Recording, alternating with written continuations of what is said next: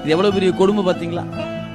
அவன் தான் இந்த உடம்ப கொடுத்தான். ஆனா நாம என்ன கேட்கறான்? சாமி எனக்கு என்ன கொடுத்துச்சுன்னு. நீ இப்படி கேள்வி கேட்கறதுக்கு இடம் கொடுத்திருக்கதே அவன் தான். அவன் கொடுத்தது எத்தனை ஏராளம் ஏராளம் கொடுத்து வச்சிருக்கிறானே. ஞாபகம் வச்சுக்கணும். என்னைக்கு உங்க அறிவு வெளிப்பட்டு, உங்க இச்சை வெளிப்பட்டு, உங்க ஞானம் வெளிப்பட்டு நின்று இது எல்லாம் இறைவன் தந்தது, இது எல்லாம் இறைவன் தந்தது என்று சரணாகதி அடைகிறீர்களோ அன்னைக்கு வரைக்கும் செத்து செத்து பிறக்கும். இந்த சட்டை வழங்கப்பட்டதே உங்களுடைய அறியாமையை நீக்கி அறிவை வளர்த்து கொண்டு, இந்த அறிவுக்கு காரணமானவன் இறைவன் என்று சரணாகதி அடைவதற்கு தான் பிறப்பு கொடுத்திருக்கிறார்.